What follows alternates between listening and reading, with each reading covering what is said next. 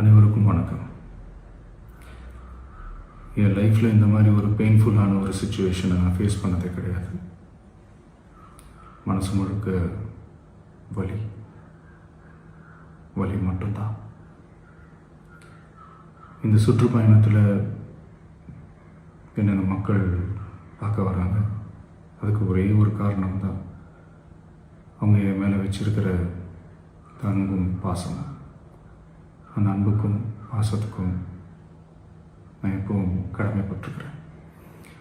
அதனால தான் இந்த சுற்றுப்பயணத்தில் மற்ற எல்லா விஷயங்களையும் தாண்டி மக்களுடைய சேஃப்டி, அதில் எந்த காம்ப்ரமைஸும் பண்ணிடக்கூடாதுன்றதுக்காக தான் அது என் மனசில் ரொம்ப ஆழமாக இருக்கும் அந்த எண்ணம். அதனால தான் இந்த அரசியல் காரணங்கள் எல்லாத்தையும் தவிர்த்துட்டு ஒதுக்கி வச்சுட்டு மக்களுடைய சேஃப்டி மட்டும் மைண்டில் வச்சுக்கிட்டு அதுக்கான இடங்களை சூஸ் பண்ணுறது, அதுக்கான இடங்களை பார்த்து பர்மிஷன் கேட்குறது, போலீஸ் டிபார்ட்மெண்ட்டில் அதை ரிக்வெஸ்ட் பண்ணி கேட்போம். ஆனால்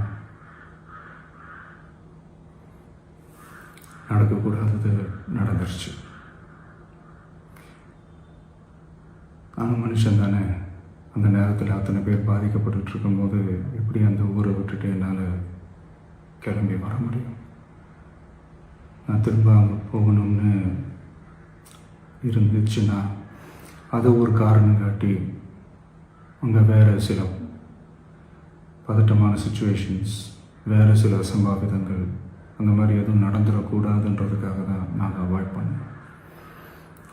இந்த நேரத்தில் சொந்தங்களை இழந்து தவிக்கிற அத்தனை குடும்பங்களுக்கும் என்னுடைய ஆழ்ந்த இரங்கலை தெரிவிச்சுக்கிறேன். எனக்கு தெரியும், என்ன சொன்னாலும் இது ஈடையாகாதுன்னு எனக்கு தெரியும்.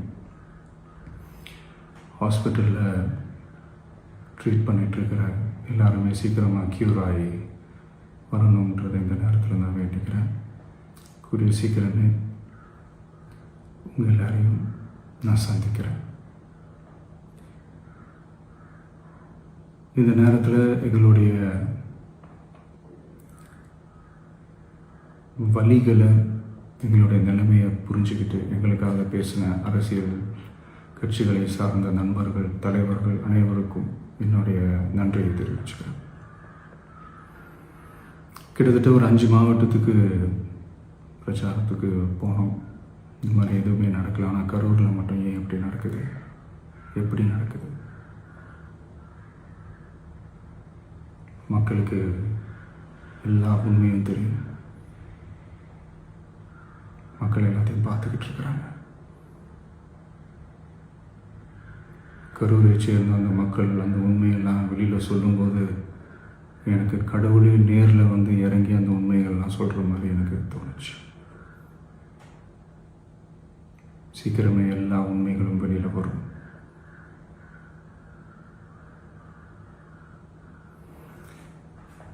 எங்களுக்கு தரப்பட்ட இடத்துல நாங்கள் போய் அந்த ஸ்பாட்டில் நின்று நாங்கள் பேசிட்டு வந்தோம். அதை தாண்டி எந்த தவறும் எங்கள் சைடில் நாங்கள் எதுவுமே செய்யலை. பட் இருந்தாலும் எங்கள் கட்சியை சேர்ந்த நிர்வாகிகள், தோழர்கள் மேலே எஃப்ஐஆர், அது மட்டும் இல்லை சோஷியல் மீடியாவை சேர்ந்த நண்பர்கள், தோழர்கள் அவங்க மேலே எஃப்ஐஆர்லாம் போட்டு இப்போ பிடிச்சிக்கிட்டு இருக்கிறாங்க.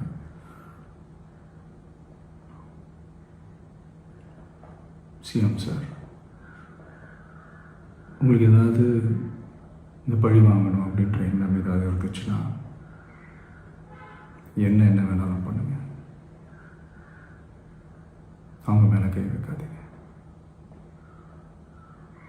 நான் ஒன்று வீட்டில் இருப்பேன், இல்லை நான் ஆஃபீஸில் இருப்பேன். என்ன வேணாலும் செய்யுங்க. நண்பர்களே, தோழர்களே, நம்மளோட அரசியல் பயணம் இன்னும் ஸ்ட்ராங்காக, இன்னும் தைரியத்தோட கண்டினியூ ஆகும்.